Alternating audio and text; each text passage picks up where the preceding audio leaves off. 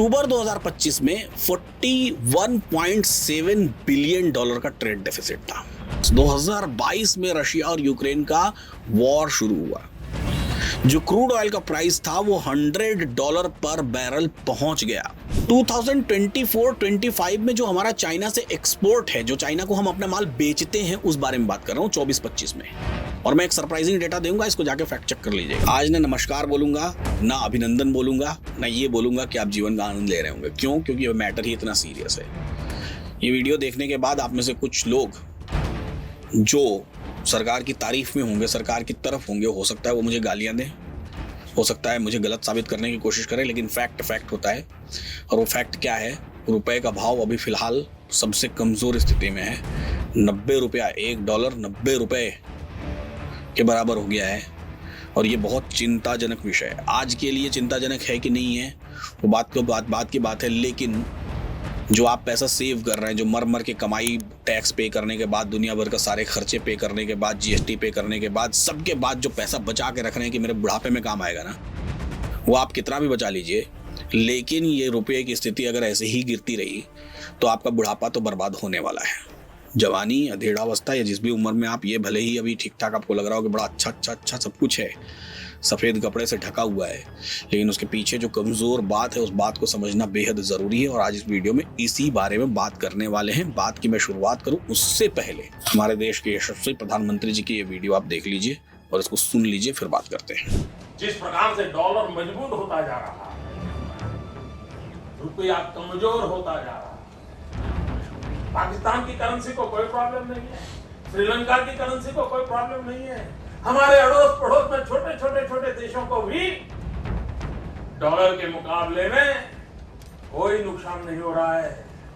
देश जानना चाहता है प्रधानमंत्री जी, डॉलर के मुकाबले गिरता ही चला गया और क्यों चला? तो यहाँ पर सीधी सी बात ये हो रही है कि रुपए का भाव क्यों गिरे जा रहा है, रुपया क्यों कमजोर हुए जा रहा है। हम बड़े यंग लोग हैं। यंग लोग कैसे हैं? ऐसे नहीं है कि मैं भी 60 साल का हो गया हूँ फिर भी अपने आप को यंग कह रहा हूँ क्योंकि मेरी शादी नहीं हुई है। ठीक है, ऐसा नहीं है। यंग लोग कैसे हैं? यंग लोगों का देश है। दुनिया में सबसे ज्यादा आबादी वाला देश कौन सा है? भारत का है। ठीक है, 140 करोड़ से ज्यादा लोग। दुनिया में सबसे ज्यादा यंग लोग कहाँ रहते हैं? भारत देश में रहते हैं। ऑब्वियसली सबसे ज्यादा आबादी है, सबसे ज्यादा यंग लोग रहते हैं।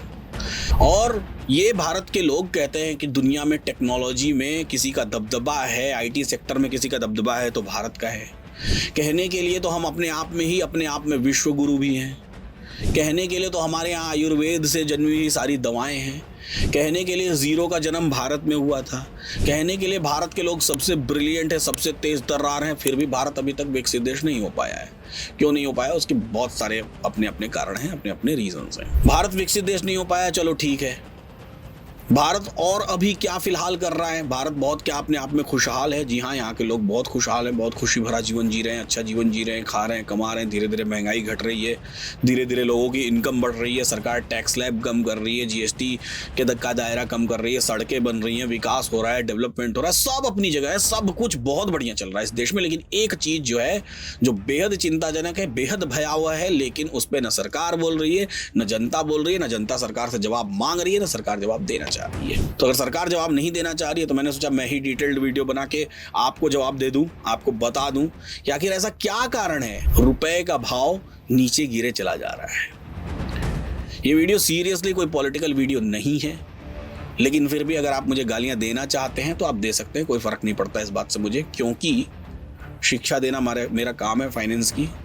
तो ज्ञान आपको होना चाहिए, ज्ञान ले लीजिए, सुन लीजिए, समझ लीजिए। उसके बाद भी चूंकि सरकार की तरफ से तो आपको गाली देना है तो देंगे ही देंगे, तो दिखाने के लिए गाली दे लीजिए, लेकिन इंटरनली आपको भी फील होगा कि बात मैं सही बोल रहा हूँ। तो वीडियो पूरा जरूर देखिएगा। अब ये वाली एक क्लिप और सुन लीजिए, क्योंकि इसी क्लिप का मैं जवाब आपको देने वाला हूँ इस पूरी वीडियो में। ये ऐसे नहीं होता मित्रों, मैं शासन में बैठा हूं, मुझे मालूम है इस प्रकार से रुपया इतनी तेजी से गिर नहीं सकता। अरे ये नेपाल का रुपया नहीं गिरता है, बांग्लादेश की करेंसी नहीं गिरती है, पाकिस्तान की करेंसी नहीं गिरती, श्रीलंका की करेंसी नहीं गिरती। क्या कारण है हिंदुस्तान का रुपया पतला होता जा रहा है? ये जवाब देना पड़ेगा आपको। तो बांग्लादेश की करेंसी नहीं गिरती, नेपाल का रुपया नहीं गिरता, पाकिस्तान की करेंसी नहीं गिरती, श्रीलंका की करेंसी नहीं गिरती, कि क्या कारण है कि हिंदुस्तान का रुपया गिरे जा रहा है? मैं ही नहीं, हम और आप बड़े गर्व से अपने देश का सम्मान करते हैं। हम बड़े प्राउडली बोलते हैं कि मोदी जी हमारे प्राइम मिनिस्टर हैं। हम बड़े प्राउडली बोलते हैं कि मैं तो स्पेशली कि भाई साहब मैं तो उस बनारस से आता हूँ जहाँ से मोदी जी इलेक्शन लड़के चुनाव जीत के प्रधानमंत्री बने हैं। बड़े गर्व से हम बड़े गर्व से झंडा गान करते हैं, राष्ट्रगान करते हैं, राष्ट्र के झंडे के सामने नमन करते हैं, सैल्यूट करते हैं और गर्व से सीना चौड़ा करके ऊंचा ऊपर सिर उठा करके झंडे को देखते हैं। और झंडे को देख करके गर्व करने के बाद फिर ऑल ऑफ सडन ऐसा सर नीचे करते हैं, और जब सर नीचे करते हैं तो एकदम धूल चाटता हुआ रुपया वहां दिखाई देता है और वहीं हमारा गर्व नेस्ते नाबूद हो जाता है। वहीं हमारी आंखें शर्मिंदगी से झुक जाती हैं, इतनी शर्म आती है जिसकी कोई सीमा नहीं है। और उस शर्म को छिपाएं तो छिपाएं कहां? कैसे किस किस मुंह से सबको बताएं कि एशिया की सबसे कमजोर करेंसी भारत का रुपया है? लगातार रुपए के भाव में गिरावट होती चली जा रही है, लगातार डॉलर मजबूत होते चला जा रहा है। चाहे कितनी भी मीडिया पर गालियां ट्रंप को पड़ रही हैं, चाहे कितना भी मीडिया ट्रंप को सठियाया हुआ बता रहा है, बेवकूफ़ बता रहा है, फलाना बता रहा है, ढिमाका बता रहा है, कह रहा है ये तो अमेरिका को बर्बाद कर देगा, वो कर देगा, ऐसा कर देगा, वैसा कर देगा, लेकिन बर्बाद तो शायद भारत का रुपया ही हुआ चला जा रहा है। क्यों बर्बाद हुआ जा रहा है? अगर हम अपनी आंखें बंद कर लें किसी की डर से और ये सोचें कि आंखें बंद करने के बाद सामने वाला हमको नहीं देख रहा है, तो ये कुल मिला जुला के अपने आप में बेवकूफ़ी है। तो चलिए चलते हैं और थोड़ा टेक्निकल एनालिसिस करते हैं, थोड़ा फाइनेंशियल एनालिसिस करते हैं, थोड़ा समझने की कोशिश करते हैं कि आखिर क्या कारण है कि नेपाल का रुपया नहीं गिर रहा है, क्या कारण है कि श्रीलंका की करेंसी नहीं गिर रही है, क्या कारण है पाकिस्तान बांग्लादेश की करेंसी नहीं गिर रही है, छोटे छोटे देशों की करेंसी नहीं गिर रही है, लेकिन भारत की करेंसी धूल चाट रही है, धूल फांक रही है। तो जिस कारण से रुपया नीचे गिरे जा रहा है उसका सबसे पहला जो कारण है वो है गुब्बारे जैसा फूलता हुआ ट्रेड डेफिसिट। अब सबसे पहले तो समझते हैं ट्रेड डेफिसिट होता क्या है। समझिए कि जितने रुपए का हम एक्सपोर्ट करते हैं उसकी वजह से हमारे पास रुपया आता है। और मान लिया हमने 1 लाख रुपया एक्सपोर्ट किया तो लोग हमको डॉलर के फॉर्मेट में हमको 1 लाख रुपया देंगे, डॉलर के फॉर्मेट में आएगा वो हमारे पास 1 लाख रुपया। अब हमने इंपोर्ट मान लीजिए 1 लाख रुपए का ही किया, यानी कि जितने का सामान बेचा उतने का ही सामान खरीद लिया, तो ट्रेड डेफिसिट क्या हो गया? 0 हो गया। जितने का बेचा उतना ही खरीदा। 1 लाख रुपए का हम बेचते और 2 लाख रुपए का सामान खरीदते, तो यहाँ पर ट्रेड डेफिसिट 1 लाख रुपए, और ये नुकसानदायक है। याद रखिएगा, इस बात को समझ लीजिए कि खरीदा हुआ सामान अगर महंगा है तो ये नुकसानदायक है। 1 लाख का बेचते और सिर्फ 50,000 का खरीदते तो यहाँ पर हम ट्रेड डेफिसिट प्लस में होते और ये फायदेमंद होता है, यहाँ पर रुपया मजबूत हो। समझ में आ गया? ठीक वैसा ही जैसे आपके घर के हैं, आपकी सैलरी है 20,000 रुपया, आप खर्चा कर रहे हैं 40,000 रुपया, तो ऑब्वियस सी चीज़ें कहीं ना कहीं से उधार लेके खर्चा कर रहे हैं। और आपकी सैलरी है 20,000 रुपये, आप खर्चा कर रहे हैं 10,000 रुपये, तो ऑब्वियस चीज़ आप 10,000 रुपये सेविंग कर रहे हैं। सीधी सी बात है, कौन अमीर बनेगा सोच के देख लीजिए। जो 40,000 खर्चा कर रहा है वो अमीर बनेगा, या जो 10,000 खर्चा कर रहा है वो अमीर बनेगा। तो अभी करंट टाइम में तो 40,000 खर्चा करने वाला आपको बड़ा अमीर दिखाई देगा। आप सोचेंगे कि यार मेरे पड़ोस वाला जो एम्प्लॉय है, मेरे साथ की टेबल पर बैठता है, मेरी सैलरी भी 40,000 है, सामने वाले की सैलरी भी 40,000 है, वो देखता हूँ कि बढ़िया ब्रांडेड जूते पहनता है, जो ब्रांडेड कपड़े पहनता है, सब कुछ करता है, मूवीज देखने जाता है, सब कुछ करने जाता है और मस्त जिंदगी जीता है। और मैं जो हूँ, मैं एकदम सिंपल लाइफ जी रहा हूँ, सेम सैलरी में वो कैसे मैनेज कर रहा है और मैं कैसे मैनेज कर रहा हूँ पता पड़ा। बाद में उसके पास क्रेडिट कार्ड है, वो क्रेडिट कार्ड स्वाइप मारता है, उधार की जिंदगी जी रहा है। वो अपने आप में बड़ा खुश दिखाई दे रहा है और मैं अपने आप में बड़ा सामान्य सा दिखाई दे रहा हूँ, लेकिन मैं ये 10,000 रुपये बचाए जा रहा हूँ, सेविंग कर रहा हूँ। डाउन द टाइम जब समय बीतेगा तो पता चलेगा उसके ऊपर क्रेडिट कार्ड का ढेर सारा डेट पड़ा हुआ है, लोन पड़ा हुआ है, उधार पड़ा हुआ है। तब तो वो बड़ा खुश दिखाई दे रहा था। किसी वजह से अगर उसकी नौकरी चली गई, पॉज हो गई, रुक गई, कुछ भी हुआ तो वो पूरा कोलैप्स हो जाएगा और मैं स्थिर तब भी रहूंगा। तो अक्टूबर 2025 में 41.7 बिलियन डॉलर का ट्रेड डेफिसिट था। यानी कि जितने का हमने माल बेचा और जितने का खरीदा, तो जितने का बेचा उससे 41.7 बिलियन 41.7 बिलियन डॉलर ज्यादा का माल खरीदा। भारत अपनी जरूरतों का 82% से ज्यादा ऑयल एंड गैस इंपोर्ट करता है, सिर्फ 18% ही प्रोड्यूस कर पाता है। तो सबसे ज़्यादा ट्रेड डेफिसिट यहाँ होता है।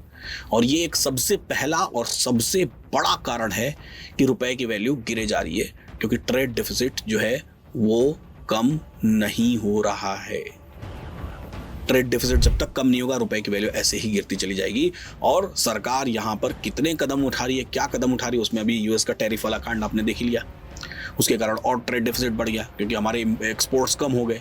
इंपोर्ट तो हमारे एज इट इज़ हैं, हमने खर्चे करने कम तो किए नहीं है, हमने बेचना माल ज़रूर कम कर दिया है। तो वो ट्रेड डेफिसिट और बढ़ रहा है ड्यू टू दैट यूएस वाला टैरिफ मामला। दूसरा सबसे बड़ा कारण है जिसके लिए फाइनेंस मिनिस्ट्री खुद ब खुद एडमिट करती है कि रुपये के कमज़ोर होने का एक और सबसे बड़ा कारण है, वो है ऑयल की प्राइसेस। 2022 में रशिया और यूक्रेन का वॉर शुरू हुआ। जो क्रूड ऑयल का प्राइस था वो $100 पर बैरल पहुंच गया। वही समय था जब रुपया 80 रुपए के ऊपर का जंप लगा, यानी $1 में 80 रुपए की कीमत हो गई रुपए की। 2022 और 3 साल में हम 80 से 90 का भी सफर तय कर लिए। 80 से 90 का सफर जानते हैं कैसा होता है? लगभग 12% होता है। 12% रुपए का भाव गिर गया। 80 से 90, 80 से 88, 10% होता है। अभी हम 90 पर खड़े हैं, तो लगभग 12% रुपए का भाव गिर गया।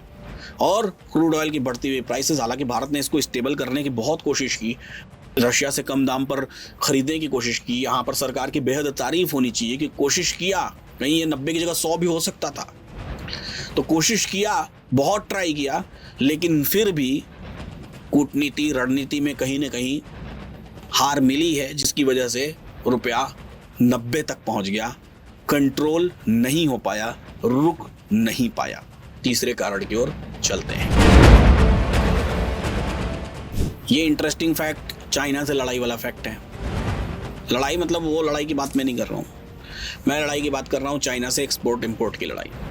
हम कहते हैं कि चाइना बहुत बड़ा देश है, कंटिन्यूअसली वो मेहनत करता रहता है, कंटिन्यूअसली वो एक्सपोर्ट करता है अपने माल, अमेरिका को एक्सपोर्ट करता है, और बहुत सारी चीज़ें होती हैं। अब एक ऐसा फैक्ट मैं बताता हूँ जिस फैक्ट को लेकर के आप सरप्राइज हो जाएंगे। गालियाँ देना होगा दे लीजिएगा, लेकिन फैक्ट होता है, ठीक है। और ये एक फेल्योर है ना। किस बात का फेल्योर है मैं समझाता हूँ। चाइना को जो माल हम एक्सपोर्ट करते हैं, चाइना से जो इंपोर्ट कर रहे हैं वो तो कर ही रहे हैं, और इंपोर्ट का टारगेट सेट करती है सरकार की इतना ही करेंगे, लेकिन उससे ज़्यादा बढ़ता चला जाता है, वो टारगेट्स में कंटिन्यूअसली फेल होती है। फैक्चुअल बात करता हूँ, फैक्ट क्या है। 2024-25 में जो हमारा चाइना से एक्सपोर्ट है, जो चाइना को हम अपना माल बेचते हैं, उस बारे में बात कर रहा हूँ 24-25 में। और मैं एक सरप्राइजिंग डेटा दूंगा, इसको जाके फैक्ट चेक कर लीजिएगा। जो चाइना को जो हम एक्सपोर्ट करते हैं वो 14.5% कम था पिछले साल की तुलना में। कितना? 14.5% कम। यानी कि मान लीजिए 100 रुपए का माल हम चाइना को एक्सपोर्ट कर रहे थे, तो इस बार हम सिर्फ 85.5 रुपए का माल ही एक्सपोर्ट कर पाए। और इससे भी ज्यादा सरप्राइजिंग क्या है वो बताता हूं मैं। जो वैल्यू थी $14.3 बिलियन की थी, और ये वैल्यू, ये एक्सपोर्ट की वैल्यू मोदी जी के प्रधानमंत्री बनने के पहले की जो वैल्यू थी 2014-2013 की, उससे भी कम थी। मैं एक्सपोर्ट की बात कर रहा हूँ। एक्सपोर्ट जितना ज्यादा होगा उतना रुपया मजबूत होगा। लेकिन 2013-14 से चाइना का माल हम खरीदने का कम करने का बात कर रहे हैं, यहाँ चाइना का माल बेचना भी कम हो गया, 2013-14 से भी नीचे के लेवल पर चला। तो ये भी अपने आप में बेहद चिंताजनक बात है, और मैं चाहता हूं कि देश के हर नागरिक को यह बात पता होनी चाहिए।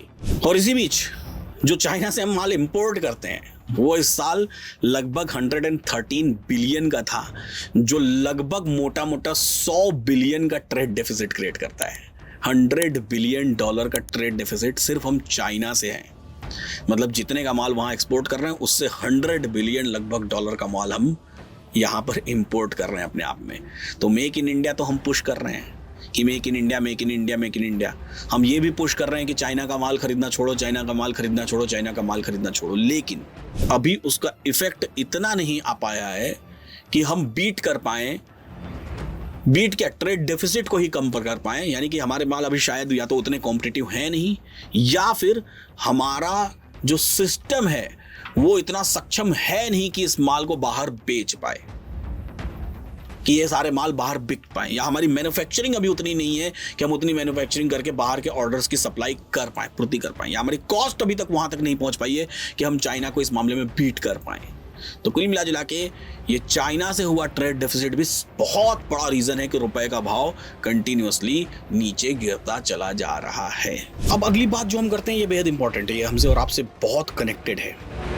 बात है फिस्कल डेफिसिट और पब्लिक की जो डेट इंक्रीज होती जा रही है, इस बारे में मैं बात करने वाला हूं। बेहद ध्यान से समझने की कोशिश करिएगा मैं क्या बात कर रहा हूं। जो सरकार है वो उसका जो फिस्कल डिसिप्लिन है, उस फिस्कल डिसिप्लिन पर सवाल उठता है। कैसे सवाल उठता है मैं समझाने की कोशिश करता हूं कि आखिर क्या ये फिस्कल डिसिप्लिन है और कैसे इस पर क्वेश्चन मार्क क्यों उठता है, इस बारे में मैं बात कर रहा हूं। जो जीडीपी है वो रेगुलर लगभग 6% के ग्रोथ रेट से, एवरेज की मैं बात कर रहा हूं, बढ़ती चली जा रही है। ठीक है, ड्यूरिंग कोविड के ठीक बाद ये लगभग 9% का एक स्पाइक भी दिया था। लेकिन यहां पर जो एक फैक्चुअल डेटा है वो ये है कि 2013-14 में ऑलमोस्ट हम लोग लगभग 67% ऑफ जीडीपी के डेट में थे, मतलब लोन ले रखे थे। अगर इंडिया की जीडीपी सपोज करिए कि $1 लाख है तो $67,000 का इंडिया पर लोन था। अब अप टू 2024 का जो डेटा है उसके हिसाब से हम जीडीपी का लगभग 81% डेट में है, उधारी में जी रहे हैं। कहाँ 67% जीडीपी का, कहाँ अब 81% उधारी में जी रहे हैं। तो 67 से 81% को आप 14% मत गिनिएगा। 67 से 14% मतलब लगभग 20% राइज हो गया है ये उधारी। 20% राइज हो गया है इन 10 सालों में। मतलब उधार 20% बढ़ गए हैं, जितने पहले इंडिया पर थे वहां से 20% अभी इंक्रीज हो चुके हैं। ये अपने आप में बेहद चिंताजनक बात है। आप सोच के देखिए, आपके पास 5 लाख रुपए हैं, आपके पास दो लोग आपसे उधार मांगने आते हैं। एक लोग के ऊपर ऑलरेडी 67,000 रुपीज का लोन चढ़ा हुआ है और दूसरे के ऊपर 81,000 का लोन चढ़ा हुआ है। दोनों की सैलरी बराबर है। आप किसको देना प्रेफर करेंगे? ऑब्वियसली जिसके ऊपर कम लोन चढ़ा हुआ है पहले से, उसको देना प्रेफर करेंगे। तो वही जो लोग इंडिया में इन्वेस्ट करते हैं, जो लोग इंडिया को डेट्स देते हैं, जो कंट्रीज डेट्स देती हैं, वो कंट्रीज भी किस पर प्रेफर करती हैं? जैसे जैसे ये उधारी बढ़ता चला जाएगा वो कंट्रीज भी उधार देना कम करती चली जाएंगी। तो इस बात पर हमको ध्यान देना बेहद ज़रूरी है और सरकार भी ऑब्वियसली ध्यान दे रही होगी। लेकिन फिलहाल तो ये डेट बढ़ता चला जा रहा है, इंक्रीज होता चला जा रहा है और ये अपने आप में एक बेहद बड़ा कारण है कि रुपए का भाव नीचे गिरता चला जाता है, कमज़ोर होता चला जा रहा है। इस रुपए के गिरने में एक और बहुत बड़ा रीज़न जो है, देखिए क्या होता है, कोई भी इन्वेस्टर होता है या कोई भी कंट्री होती है, जब वो इन्वेस्ट करती है किसी दूसरी कंट्री में तो वहाँ की बहुत सारी गवर्नमेंट की पॉलिसीज़, पॉलिटिशियंस का वहाँ के सेंट्रल एजेंसीज के साथ कैसे रिलेशंस हैं, इन बातों को भी देखने का प्रयास करती है। डेमोक्रेटिक कंट्री, भारत एक डेमोक्रेटिक कंट्री है, तो डेमोक्रेटिक कंट्री में कुछ ऐसी संस्थाएं हैं जो ऑटोनोमस हैं, जिनको सरकार भी नहीं छेड़ सकती या जिनके ऊपर सरकार भी प्रेशर क्रिएट नहीं कर सकती। लेकिन कुछ घटनाएं ऐसी हुई, उन घटनाओं में से एक घटना है, जैसे विपक्ष तो हमेशा आरोप लगाता रहता है कि ईडी, सीबीआई और आरबीआई और चुनाव आयोग ये सब सरकार के कब्जे में है, तो विपक्ष आरोप लगाता रहता है। कहीं ना कहीं ये बातें भी बाहर तक जाती होंगी। एक बात हो गई। दूसरी बात, 2018 में एक घटना हुई जब आरबीआई के गवर्नर उर्जित पटेल, उन्होंने क्या किया, रिजाइन कर दिया, मिड टर्म में रिजाइन कर दिया और ये कहते हुए रिजाइन किया कि हम मतलब मैं मैच नहीं कर पा रहा हूँ पॉलिसीज से। तो इस बात का प्रेडिक्शन बाजार ने ऐसा लगाया कि कहीं ना कहीं गवर्नमेंट क्या कर रही है, आरबीआई जैसी संस्था पर प्रेशर बनाने की कोशिश कर रही है। और बाजार इसकी वजह से, सेम इस न्यूज़ के आने की वजह से एक ही दिन में इन्वेस्टर्स ने अपना 1.7 to 1.8% शेयर्स मार्केट से बाहर कर लिए, यानी कि अपना इन्वेस्टमेंट इंडिया से बाहर कर लिया। ये अपने आप में ये बात हुई और इसके बाद ये कंटिन्यूसली जो ये आरोप प्रत्यारोप लगते रहते हैं, इसकी वजह से जो इन्वेस्टर्स हैं उनका पूर्णतया इंडिया पर ट्रस्ट नहीं बन पा रहा है। और जब पूर्णतया इंडिया पर ट्रस्ट नहीं बन पा रहा है तो उसकी वजह से क्या हो रहा है, उसकी वजह से भी रुपया लगातार कमज़ोर हुए चला जा रहा है। यानी कि सरकार को ये कोशिश भी करनी चाहिए कि जो ये एजेंसीज हैं, जो ये संस्थाएं हैं, आरबीआई जैसी संस्था, चुनाव आयोग जैसी संस्था, वो दिखनी चाहिए फ्री, स्वायत्त दिखनी चाहिए। सिर्फ नाम की स्वायत्त नहीं होनी चाहिए, दिखनी चाहिए कि नहीं गवर्नमेंट से वो एकदम परे हैं, गवर्नमेंट से अलग है, गवर्नमेंट से कोई लेना देना उनका नहीं है। सरकार अपनी जगह है, संस्थाएं अपनी जगह, संस्थाएं अपना काम कर रही हैं। ये बात बेहद ज़रूरी है। और अभी आज के दौर में तो फिलहाल चाहे पक्ष के कारण, चाहे विपक्ष के कारण, चाहे दोनों ने मिल करके ऐसा माहौल बना दिया है कि अपने देश में ही 100% लोगों को ये भरोसा नहीं है कि आरबीआई सरकार के इशारे पर काम कर रही है या स्वायत्त काम कर रही है, चुनाव आयोग सरकार के इशारे पर काम कर रहा है या स्वायत्त काम कर रहा है, या ईडी या सीबीआई या कोई भी संस्था अपने देश के ही 60% लोगों को यह भरोसा नहीं है, तो बाहर के लोग कैसे भरोसा करेंगे और कैसे इस देश में इन्वेस्ट करेंगे? ये अपने आप में बहुत बड़ा क्वेश्चन मार्क है और इसके बारे में हमको सोचने और समझने की बेहद जरूरत है। सबसे बड़ा पॉइंट, इंदिरा गांधी आई थी तो नसबंदी हुई थी मोदी जी आए तो नोटबंदी हुई। ठीक है, नोटबंदी में क्या हुआ इसको समझने की जरूरत है, और नोटबंदी की वजह से रुपया क्यों गिरा इसको भी बेहद टेक्निकली समझने की जरूरत है। हुआ क्या, समझने का प्रयास करें। जब नोटबंदी हुई 2016 में, उस ड्यूरेशन में सबसे पहला जो काम हुआ वो मार्केट से 85% ऑफ द कैश गायब हो गया। कहां चला गया? आरबीआई के पास चला गया ऑब्वियसली सारा कैश। 85% कैश जो सर्कुलेट हो रहा था बाजार में, वो 85% कैश कहां चला गया? आरबीआई के पास चला गया। अब जो इन्वेस्टर्स होते हैं, जो लोग भारत के रुपए पर ट्रस्ट करते हैं, जो भरोसा करते हैं, इसकी वजह से उस पूरे हफ्ते में रुपया लगभग 3% कमजोर हुआ। क्यों? क्योंकि लोगों का ट्रस्ट कम हुआ। लोग, सरकार को अपनी ही करेंसी पर भरोसा नहीं था, सरकार ने डिमोनेटाइज किया उस करेंसी को। तो जब सरकार को अपनी ही करेंसी पर भरोसा नहीं है तो फिर बाहर वाले उस करेंसी पे कैसे भरोसा कर सकते हैं? तो obviously during that particular period ये गिरना ही था। हमने इसको बहुत सारी तरीकों से लेकर के, भाई हमने भी उसका बड़ा अप्रिशिएशन किया उस समय कि बहुत अच्छी बात है। बहुत जो लोग उसका अप्रिशिएशन नहीं कर रहे थे, हम उनसे लड़ भी रहे थे, हम उनसे बातें भी कर रहे थे, बहुत बढ़िया बात है, बहुत बढ़िया बात है। तो कुछ बातें उसमें अच्छी होती हैं तो कुछ बातें कई बार खराब भी होती हैं, जो बातें जिनका असर डाउन द टाइम धीरे धीरे चल के पता चलता है। तो जो संस्थाएं, जो लोग भरोसा कर रहे थे करेंसी पर, भारत की करेंसी पर, ऑब्वियस सी चीज़ है जब उस देश की सरकार को ही उस करेंसी पर भरोसा नहीं है और सरकार ही ऐसा जता रही कि नहीं, हमको नहीं पता कि ये करेंसी कैसी है तो इसको बंद कर दो, फिलहाल नई करेंसी लेकर के आएंगे, तो वो डिमोनेटाइजेशन अपने आप में एक बहुत बड़ा इम्पैक्ट था जिसकी वजह से रुपया लगातार कमज़ोर होता चला गया। और इतना ही नहीं, इसकी वजह से उस ड्यूरेशन में जीडीपी का जो लॉस हुआ वो भी लगभग 1% से 2% के बीच कहीं ना कहीं हुआ। और जीडीपी का 1 to 2% लॉस बहुत बड़ा लॉस होता है, ये नंबर्स बिलियंस ऑफ डॉलर्स में होते हैं, इस बात को याद रखिएगा। अब दूसरा चीज़ क्या हुआ जो फॉरेन इन्वेस्टर्स हैं उनके लिए, 2019 में जीएसटी इंप्लीमेंट किया गया। मैं ये नहीं कहता हूँ कि जीएसटी इंप्लीमेंट नहीं किया जाना चाहिए, बिल्कुल किया जाना चाहिए था, बिल्कुल अच्छा कदम था, बहुत बढ़िया कदम है। लेकिन सरप्राइजेस, सरकार के सरप्राइजेस, कि ऑल ऑफ सडन लोगों को सरप्राइज देना है कि ये हो गया, तो ये सरप्राइज तो इंडिया में ऑब्वियसली लोगों को एक्साइट कर देगा, मजा आ जाएगा। जिन्होंने चुन के सरकार बनाई उनको मजा आ जाएगा, बहुत बढ़िया काम किया। लेकिन इसका असर और उस फॉरेन इन्वेस्टर्स पर क्या होता है ये सोचना जरूरी है, बेहद जरूरी है। सपोज करिए कि आपके बगल में कोई पड़ोस में एक किराने की दुकान वाला है, उस किराने की दुकान वाले को आपने लाख रुपए दे रखे हैं कि भाई ये लाख रुपए लो, इससे तुम सामान खरीदो और लोगों को बेचते रहना, तुमको जो प्रॉफिट होगा उसमें थोड़ा थोड़ा मेरे को देते रहना।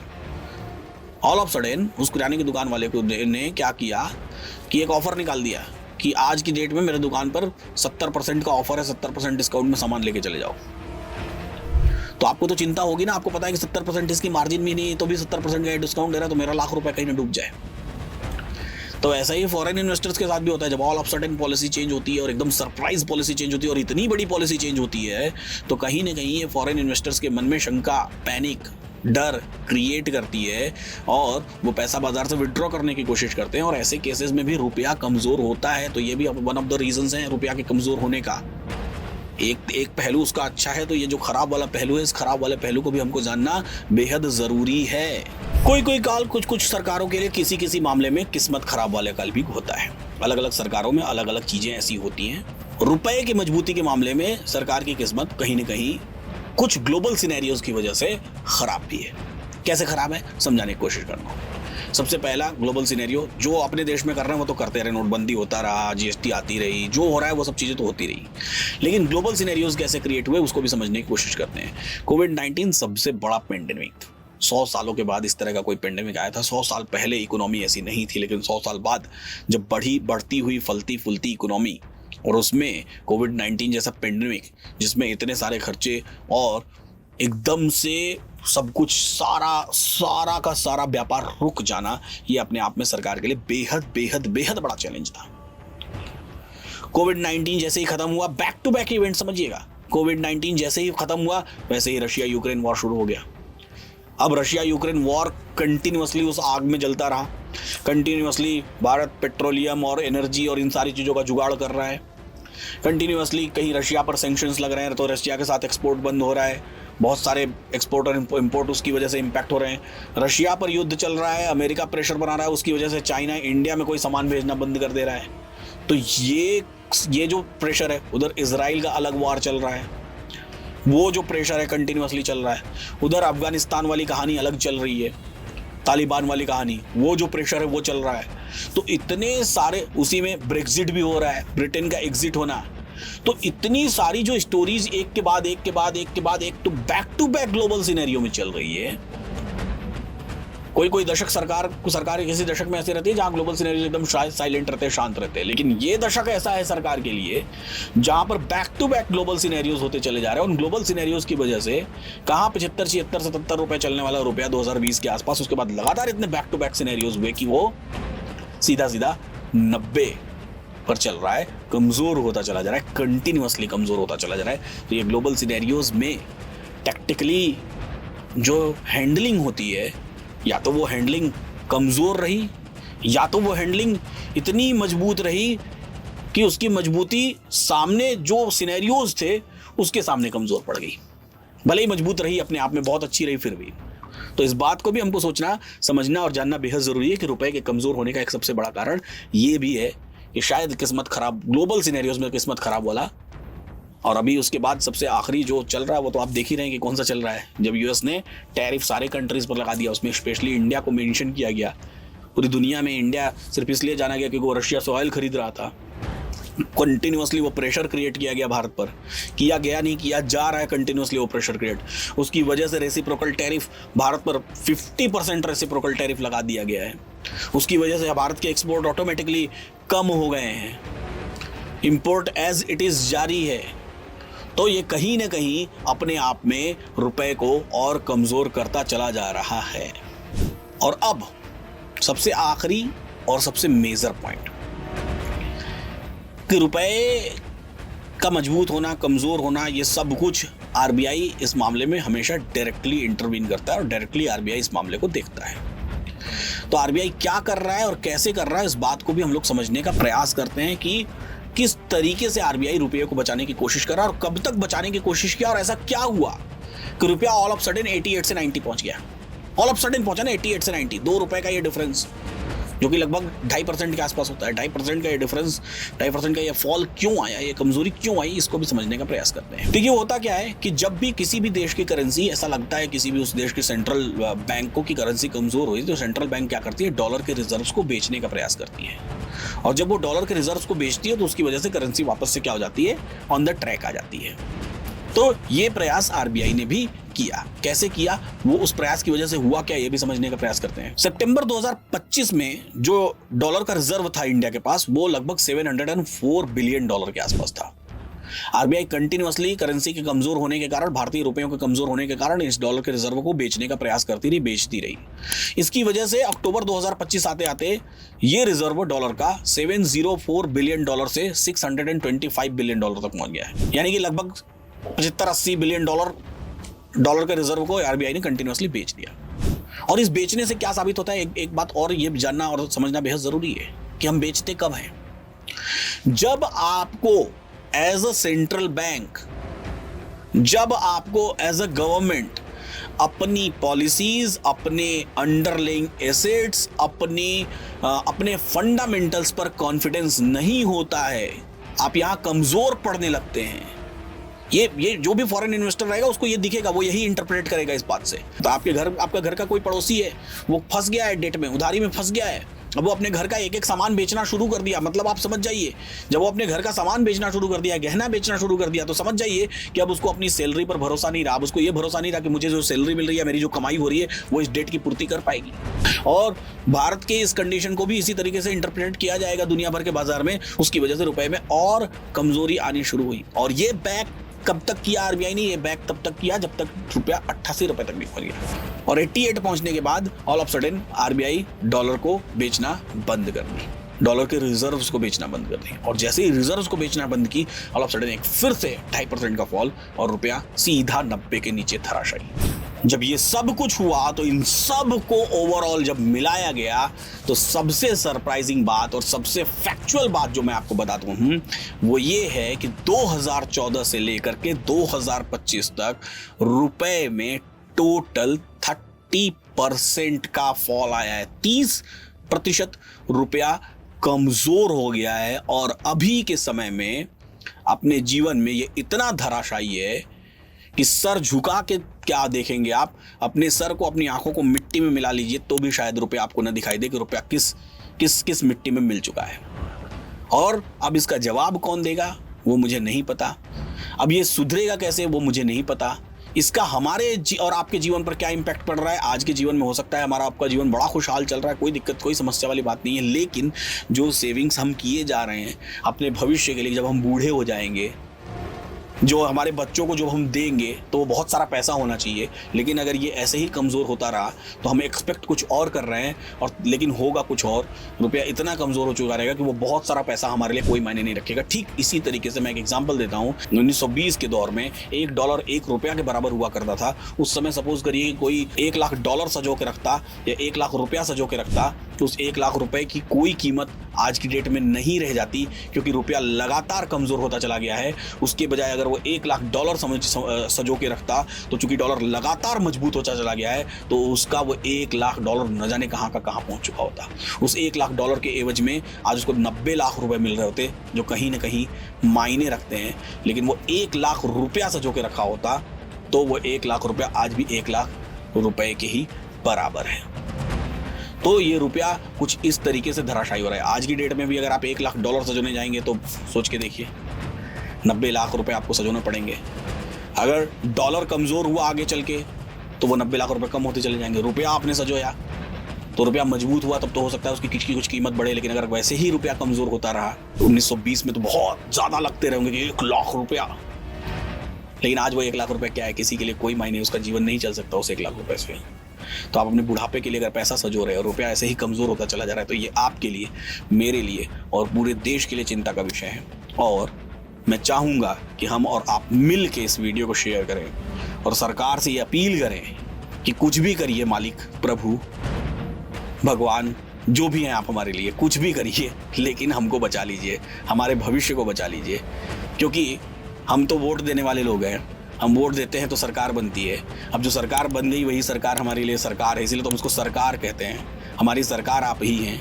तो बस निवेदन ही कर सकते हैं आपसे, और हाथ जोड़ के विनती करके निवेदन करिए, इस वीडियो को शेयर करिए, अपने वैल्यूएबल कमेंट्स लिखिए, वीडियो को जितना शेयर कर सकते हैं उतना शेयर करिए और पहुंचाइए, और सरकार से ये विनती करिए कि भैया कैसे भी करके रुपए को बचा लीजिए। बस आपसे यही निवेदन है।